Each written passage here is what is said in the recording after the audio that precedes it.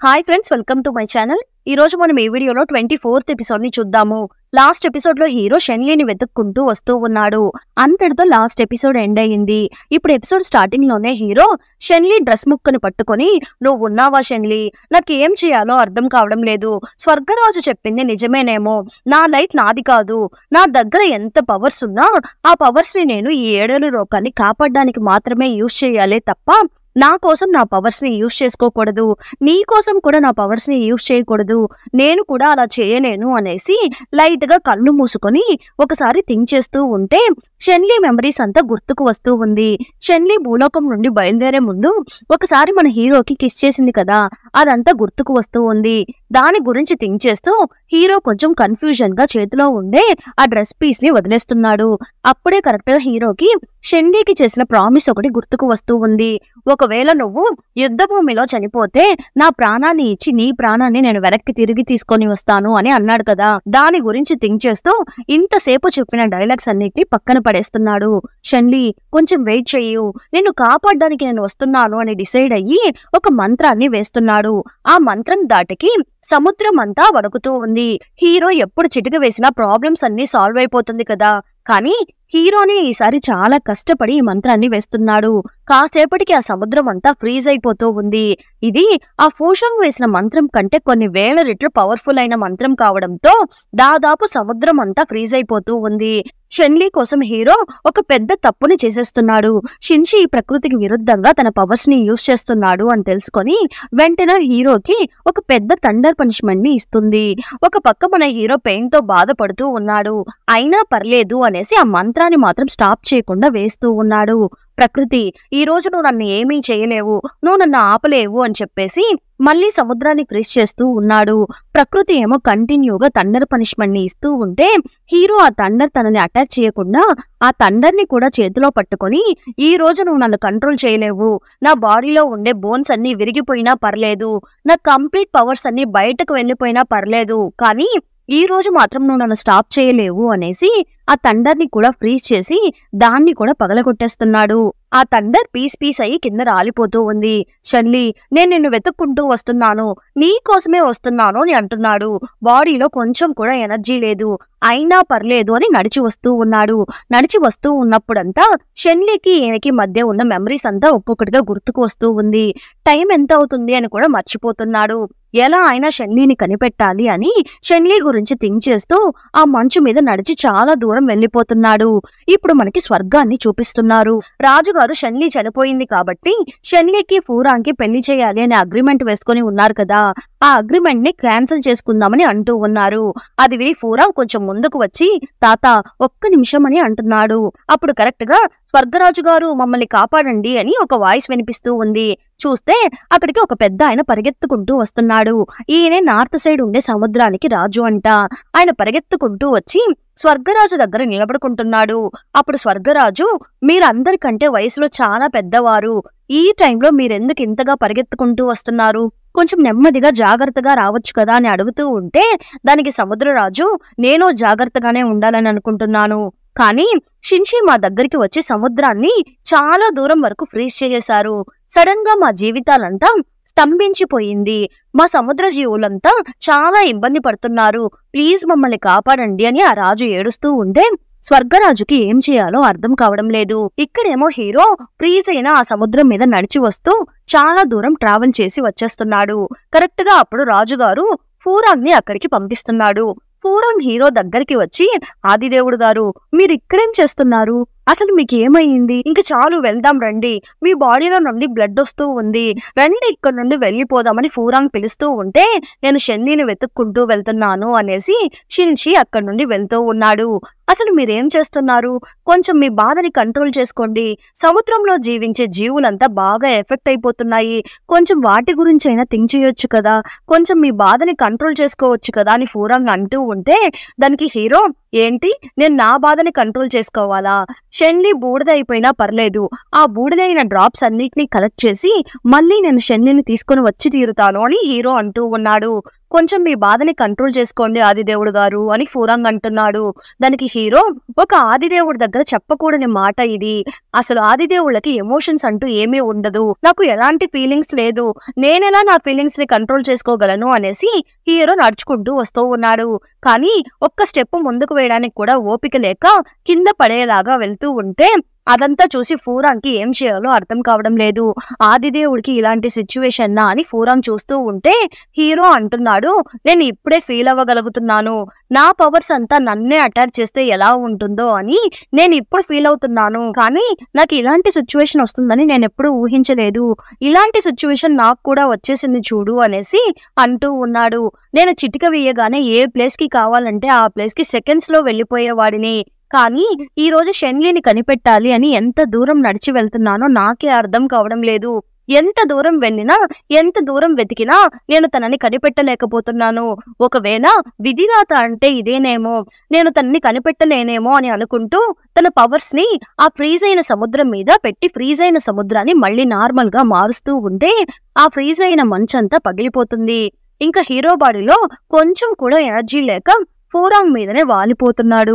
షెన్లీ, నన్ను క్షమించు, నేను ముందే నీకు ఈ మ్యాటర్ ని చెప్పి ఉండాలి, నేను నిన్ను లవ్ చేస్తున్నాను అని చెప్పేసి మైకంలోకి వెళ్లిపోతున్నాడు. అది విని ఫూరాంగ్ షాక్ అయ్యి కూర్చొని ఉన్నాడు. ఫూరాంగ్ హీరోని మళ్ళీ పై స్వర్గానికి తీసుకుని వచ్చి పడుకోబెట్టి ట్రీట్మెంట్ ఇవ్వడం స్టార్ట్ చేస్తున్నాడు. ఫూరాంగ్ హీరో పక్కనే ఉండి చూసుకుంటున్నాడు. ఆదిదేవుడికి ఎలాంటి సిచ్యువేషన్ వస్తుంది అని నేను ఎప్పుడూ అనుకోలేదు, మళ్ళీ ఆదిదేవుడు గారు ఎప్పుడు క్యూర్ అవుతారో ఏమో, ఏమీ అర్థం కావడం లేదు అని థింక్ చేస్తూ ఉన్నాడు. అప్పుడు ఆ సముద్రరాజు అక్కడికి వచ్చి ఫూరాంగ్ ని పిలుస్తున్నాడు. ఒక్క నిమిషం ఇటు రండి అని. ఫూరాంగ్ అతని దగ్గరికి వెళ్లి, మీ సముద్రం మళ్ళీ నార్మల్ పొజిషన్ లోకి వచ్చేసింది, మీరు షిన్షిని తప్పుగా అర్థం చేసుకోకండి అని ఫూరాంగ్ అంటూ ఉంటే, లేదు లేదు, మేమలా ఏమీ అనుకోము, సముద్రం నార్మల్ పొజిషన్ కి వచ్చేస్తే అది చాలు మాకు, మేము ఎలాంటి ప్రాబ్లము క్రియేట్ చేయము, మీరు ఆదిదేవుడిని జాగ్రత్తగా చూసుకోండి, ఆయన మనకి చాలా చాలా ఇంపార్టెంట్ అని చెప్పేసి అతను అక్కడి నుండి వెళ్లిపోతున్నాడు. ఇక్కడేమో స్వర్గరాజు టెన్షన్ పడుతూ అసలు ఏం జరుగుతుందో అర్థం కావడం లేదు, ఆదిదేవుడు ఎప్పుడు ఇలా మారిపోయారో తెలియడం లేదు, మంచి సమయం, ఆ షెన్లీ ఎలాగో చనిపోయింది, తను మాత్రం బ్రతికి ఉంటే షిన్షీకి ఇంకా చాలా ప్రాబ్లమ్స్ వచ్చి ఉండేది, ఆదిదేవుడు దేని మీద ఆశపడకూడదు అని అంటూ ఉంటే ఫూరాంగ్కి కోపం వచ్చి తాతతో గొడవకి వెళ్తున్నాడు. మీరేంటి ఇలా మాట్లాడుతున్నారు అని. నువ్వు నోర్మై, ఆదిదేవుడికి ఏమైనా అయితే ఈ 7 లోకాలు ఇబ్బందికి గురవుతుంది, ఆదిదేవుడు మనసు ఎప్పుడు క్లియర్ గా ఉండాలి, అందుకు నువ్వు చనిపోయినా నేను చనిపోయినా నేను పట్టించుకోను అని రాజు అంటూ ఉంటే అది విని ఫూరాంగ్కి ఏం ఆన్సర్ చెప్పాలో తెలియక సైలెంట్ గా ఉంటున్నాడు.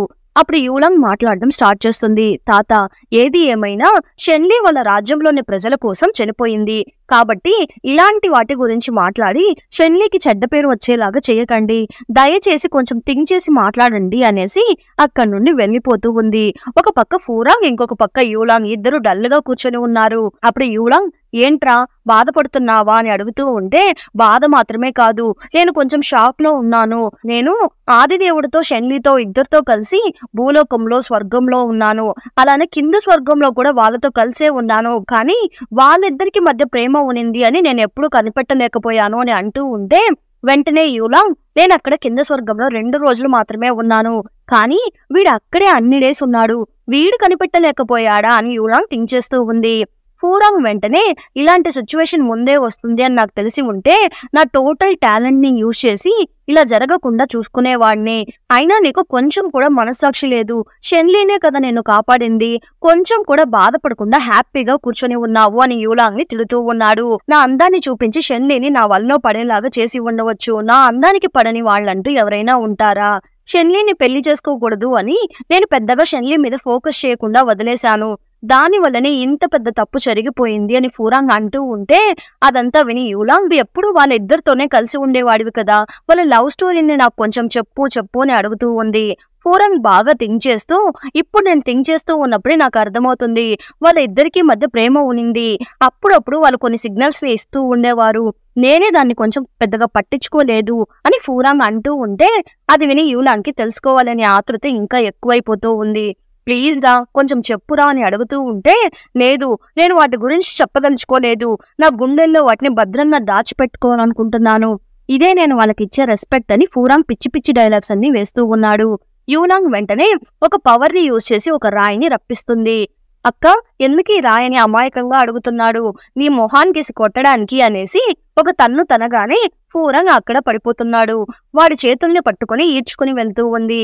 నీ మనసులో ఉండే అన్ని మెమరీస్ ని చూడ్డానికే నేను ఒక తన్ను తనింది. నెగిటివ్ ఎనర్జీస్ ని అంతా క్లీన్ చేసే వాటర్ ఉంటుంది కదా, అక్కడికి తీసుకొని వెళ్ళి ఆ వాటర్ లో పడేసి, ఇది ఓన్లీ నెగటివ్ ఎనర్జీస్ ని మాత్రమే పోగొట్టే వాటర్ కాదు, దీంతో పాస్ట్ ని కూడా చూడవచ్చు అనేసి ఒక మంత్రాన్ని వేసి పూరంగ్ మనసులో వాళ్ళ ఇద్దరి గురించి ఏమేం మెమరీస్ ఉన్నాయి అని చూస్తూ ఉంది. లైన్ గా ఒక్కొక్క మెమరీస్ ని చూస్తూ ఉంది. అది చూస్తూ ఉంటే యూలాంగ్ కి పూరాంగ్ మీద పిచ్చ కోపం వచ్చేస్తూ ఉంది. షెన్లీ వాళ్ళ ఊర్లో పూరాంగ్ చేసిన పనులంతా చూసి, ఛీ వీడు ఇలాంటి పనులు చేశాడా, ఇదంతా నాకు ముందే తెలిసి ఉంటే వీడిని అక్కడే చంపి పాతి పెట్టేసేదాన్ని, అందువల్లే అక్కడ ఉన్న వాళ్ళంతా నాకు రెస్పెక్ట్ ఇవ్వకుండా ట్రీట్ చేశారు, పోయి వీడి అక్క అని చెప్తే ఇంక నాకెవరు రెస్పెక్ట్ ఇస్తారు అని పూరాంగ్ ని తిడుతూ ఉంది. నెక్స్ట్ ఇంకో మెమరీకి వెళ్తూ ఉంటే అందులో షెన్లీ ఆయుధాన్ని దాచిపెట్టేసి పూరంగ్ అబద్ధం చెప్తూ ఉన్నప్పుడు హీరో దాన్ని నా దగ్గర ఇవ్వు అనేసి షెన్లీ ఆయుధాన్ని తీసుకుంటాడు కదా, అది ఇప్పుడు చూపిస్తూ ఉంది. ఓహో, అప్పటి నుండే మన ఆదిదేవుడు షెన్లీని ఆట పట్టిస్తున్నాడా అనుకొని నవ్వుకుంటూ వాళ్ళ ఇద్దరి లవ్ కి యూలాంగ్ కూడా ఒక పెద్ద ఫ్యాన్ అయిపోతూ ఉంది. నెక్స్ట్ మూఫాంగ్ దగ్గర పోటీ పడుతూ షెన్లీతో ఆదిదేవుడు ఫైట్ చేస్తూ ఉన్నాడు కదా, దాన్ని చూసేసి దీన్ని చూసి కూడా వీళ్ళిద్దరి మధ్య లవ్ ఉంది అని తెలుసుకోలేకపోయావా అని పూరాంగ్ ని తిడుతూ ఉంది. నెక్స్ట్ మెమరీస్ ని చూడ్డానికి వెళ్లే లోపే పూరాంగ్ బాడీ నుండి పవర్స్ అంతా వేస్ట్ అవుతూ ఉండడంతో నోట్లో నుండి నొరుగా వస్తూ కాళ్ళు చేతుల్ని కదిలిస్తూ ఉన్నాడు. వెంటనే యూలాంగ్ పూరాంగ్ ని చూసి ఈ రోజుకి ఇంతకు మించి చూడలేము అనేసి పూరాంగ్ ని రూమ్ కి ఈడ్చుకుంటూ తీసుకుని వెళ్లి వదిలేస్తుంది. పూరాంగ్ ఆ మైకం నుండి లేస్తున్నప్పుడు అసిస్టెంట్ పక్కనే ఉంటున్నాడు. నాకేమైంది అని పూరాంగ్ అడుగుతున్నాడు. మీరు ఎక్కువ థింక్ చేసి కళ్ళు తిరిగి పడిపోయారంట, అందువల్ల మీ అక్క మిమ్మల్ని ఇక్కడికి తీసుకుని వచ్చి వదిలిపెట్టేసి వెళ్ళారు, కానీ నాకేమో మీ తలలో ఎవరో పెద్ద రాయి పెట్టి కొట్టినట్టు అనిపిస్తూ ఉంది అని అసిస్టెంట్ అంటూ ఉంటే, నా తల మీద రాయి పెట్టి కొట్టేంత ధైర్యం ఎవరికి ఉందిరా, నన్నెవరు అలా కొట్టరు అని పూరాంగ్ అంటూ ఉన్నాడు. ఇప్పుడు పూరాంగ్ కళ్ళు మూసుకుని హ్యాపీగా పాటలు వింటూ కూర్చొని ఉన్నాడు. అప్పుడు ఒక రాయి వచ్చి పూరాంగ్ ని అటాక్ చేసేస్తుంది. యూలాంగ్ సేమ్ ప్లేస్ కి పూరాంగ్ ని తీసుకుని వెళ్లి ఆ వాటర్ లో పడేసి ఈసారి ఎక్స్ట్రాగా పాప్కార్న్ అంతా తీసుకుని వచ్చి తింటూ మూవీ చూసినట్టు చూస్తూ ఉంది. సీన్స్ అన్నిటినీ బాగా ఎంజాయ్ చేస్తూ ఇంతకు మించి వీళ్ళిద్దరు ఏం చేస్తే వీళ్ళిద్దరి మధ్య లవ్ ఉంది అని పూరాంగ్ నమ్ముతాడు. మేమిద్దరం లవ్ చేస్తున్నాము అని చెప్పి తల్లో బోర్డు పెట్టుకుని తిరుగుతూ ఉన్నా కూడా మీరు ఊరికే జోక్ చేస్తున్నారు కదా అని అంటాడేమో, ఇంత పిచ్చివాడిని ఈ లోకంలో నేను ఎక్కడా చూడలేదు అని తిడుతూ ఉంది. పూరాంగ్ మళ్ళీ లేస్తున్నాడు. వెంటనే యూలాంగ్ ఎందుకురా ఎక్కువగా థింక్ చేసి మైకంలోకి వెళ్ళిపోతున్నావు, సరే నీకు నేను ఏమైనా మెడిసిన్ అప్లై చేస్తాను అనేసి మెడిసిన్ వేసేసి మళ్ళీ థర్డ్ టైం పూరాంగ్ ని రాయితో కొట్టి ఫైనల్ మెమరీస్ అంతా యూలాంగ్ చూస్తూ ఉంది. మూఫాంగ్ తో కలిసి స్టార్స్ ని చూడ్డానికి వెళ్ళినప్పుడు ఆదిదేవుడు షెన్లీని బాగా తిట్టి ఉంటాడు కదా, దాన్ని చూసి ఓహో ఆదిదేవుడికి ఇంత పొసెసివ్నెస్ ఉందా అని థింక్ చేస్తూ వీళ్ళిద్దరూ విడిపోకూడదు అని యూలాంగ్ అనుకుంటూ ఉంది. పూరాంగ్ ఏమో అక్క నాకెందుకు తలనొప్పిగా ఉంటుందో నాకేమీ అర్థం కావడం లేదు అని అంటూ ఉంటే, ఇంక నుండి నీకు తలనొప్పి రాదురా, కొంచెం నోరు మూసుకుని కూర్చొనుండు అని అంటూ ఉన్నప్పుడే పూరాంగ్ యూలాంగ్ ని చూడ్డానికి రాజుగారి మనుషులు వస్తున్నారు.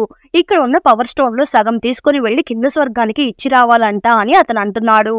దానికి యూలాంగ్ అది వాళ్ళకి నిజంగానే యూజ్ అవుతుంది, వాళ్ళు ఊరు బాగా ఇబ్బంది పడుతూ ఉంది, సరే మనం దాన్ని తీసుకుని వెళ్లి ఇచ్చేసొద్దాము అనేసి కింద స్వర్గానికి వెళ్తున్నారు. అప్పుడు షెన్లీ వాళ్ళ పనిపిల్ల మాకు ఈ డబ్బుల్ని ఇవ్వడానికి వచ్చారా, మాకు మా వార్గార్డ్ ని తిరిగి ఇవ్వగలరా, ఇక్కడ నుండి వెళ్ళిపోండి అని అరుస్తూ ఉంది. అక్కడున్న ప్రజలంతా మాకు మీ డబ్బులేం అవసరం లేదు, మాకు మా వార్గార్డ్ ని తిరిగి ఇవ్వండి అని అంటూ ఉన్నారు. కరెక్ట్ గా అప్పుడు స్వర్గరాణి షెన్లీ ఆయుధాన్నిటినీ చూస్తూ ఉంటే అప్పుడు అసిస్టెంట్ వచ్చి ఏం చేయాలి అని అడుగుతున్నాడు. దానికి రాణిగారు మనకిప్పుడు డబ్బులు చాలా అవసరం అవుతుంది, ముందు వెళ్ళి డబ్బులు తీసుకోండి, ప్రజల్ని కొంచెం కూల్ చేయండి, కన్విన్స్ చేయండి అని రాణిగారు బాధపడుతూ చెప్తున్నారు. నెక్స్ట్ ఇప్పుడు అక్కడున్న ఆయుధాన్నంతా చూస్తూ ఉన్నప్పుడు ఒక చిన్న ఫ్లాష్ బ్యాక్ ని చూపిస్తున్నారు. షెన్లీ చిన్న పిల్లగా ఉన్నప్పుడు రాణిగారు షెన్లీకి మాస్టర్ లాగా ఉంటూ అన్నిటినీ షెన్లీకి నేర్పిస్తూ ఉన్నారు. వాటి గురించి తలుచుకుంటూ షెన్లీ అన్ని దెబ్బలు తిన్నా కూడా పైకి లేచి నిలబడుకొని నేను నా కింద స్వర్గంలో ఉండే ప్రజల్ని నేను కాపాడుతాను, మేము ఎన్నో ఇయర్స్ నుండి దీన్ని ప్రొటెక్ట్ చేస్తూ వస్తున్నాము, ఇంకా మా ప్రజలంతా కష్టపడింది చాలు అనేసి ఆ ఫైట్ చేసి ఉంటుంది. అదంతా తలుచుకొని స్వర్గరాణి ఏడుస్తూ ఉన్నారు. నేను నిన్ను కాపాడలేకపోయాను అని అనుకుంటూ ఉన్నారు. ఇక్కడేమో ఫూషంగ్ ఇంకా అంతమైనట్టు లేడు. మోఫంగ్ బాడీ నుండి ఫూషంగ్ బయటకు వస్తూ ఉన్నప్పుడు మోఫంగ్ ఇంక నుండి నా బాడీలో నేను నీకు చోటివ్వలేను అని అంటూ ఉంటే అది విని ఫూషంగ్, నేను నా పవర్స్ ని ఇచ్చి నిన్ను ఇక్కడ కాపాడి తీసుకుని రాకపోయి ఉంటే మనం ఇద్దరం షెన్లీతో కలిసి మాడి మసైపోయి ఉంటాము. నేను మిమ్మల్ని కాపాడి తీసుకుని వస్తే నాకు మీ బాడీలో చోటివ్వను అని అంటున్నారా అని అడుగుతూ ఉంటే మోఫంగ్ అదంతా విని సైలెంట్ గా చూస్తూ ఉన్నాడు. అంతటితో ఈ ఎపిసోడ్ ఎండ్ అయిపోయింది. మళ్ళీ నెక్స్ట్ ఎపిసోడ్ లో కలుద్దాం. ఈ డ్రామా ఎలా ఉందో తప్పకుండా కమెంట్ చేయండి. అలానే చాలా మంది నా ఛానల్ ని సబ్స్క్రైబ్ చేయకుండానే చూస్తున్నారు. ప్లీజ్ సబ్స్క్రైబ్ చేయండి. అలానే లైక్స్ వేయండి. మీరు వేసే ఒక్కొక్క లైక్ నా ఛానల్ ని వేరే వాళ్ళకి రికమెండ్ చేస్తుంది. ప్లీజ్ సపోర్ట్ చేయండి. Thanks for watching.